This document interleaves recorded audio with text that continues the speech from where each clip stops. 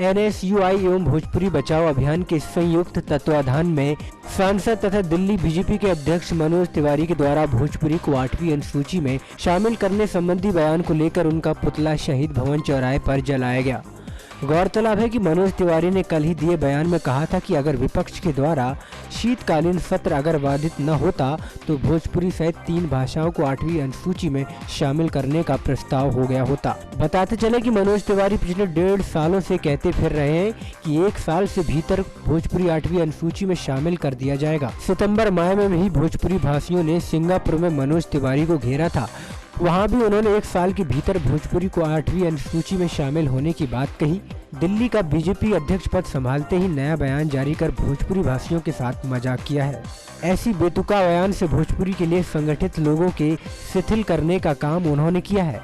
इस बयान के बाद भोजपुरी भाषियों का क्रोध उबाल पर है, जिसके परिणाम स्वरूप आज भोजपुर वासियों ने पुतला दहन कर उनके आक्रोश का परिचय दिया है। पुतला दहन में शामिल सिने अभिनेता सत्यकाम आनंद ने कड़े शब्दों में मनोज तिवारी को चेताया कि भोजपुरी के साथ ड्रामे करना बंद कीजिए और जिस भोजपुरी ने आपको पहचान दिलाई है उसमें राजनीति न करें। अगर आप अपनी जन्म दी हुई माँ का ख्याल रखते हैं तो पहचान देने वाली माँ भोजपुरिया माई का भी ख्याल आपको रखना होगा।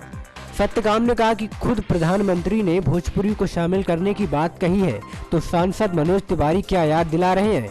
वे आंदोलन को कमजोर करने का प्रयास कर रहे हैं। NSUI पूर्व विश्वविद्यालय अध्यक्ष डॉक्टर अमित कुमार द्विवेदी ने कहा कि भोजपुरी के साथ राजनीतिक बर्दाश्त नहीं की जाएगी। संसद चलना पक्ष तथा लोकसभा स्पीकर का काम है। ऐसी बेतुकी बात करना बंद करें। अंत में भोजपुरी जिला NSUI के अध्यक्ष अभिषेक द्विवेदी ने कहा कि मनोज तिवारी के द्वारा ऐसे बयान की तीव्र निंदा की जाती है।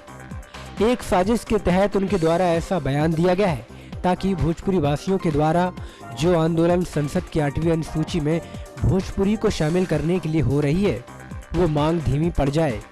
ज्ञात हो कि 2010 में भी बड़े तीव्र गति से यह मांग जोर पकड़ रही थी। अंत में सर्वसहमति से यह निर्णय लिया गया कि पुतला दहन तो मात्र आंदोलन का शंखनाद है। जरूरत पड़ी तो भोजपुरी को उसका हक दिलाने के लिए सड़क से लेकर संसद तक भोजपुरी भाषी अपने हक के लिए आंदोलन को बाध्य होंगे। नेक्स्ट 9 न्यूज के लिए अनुज मिश्रा की रिपोर्ट।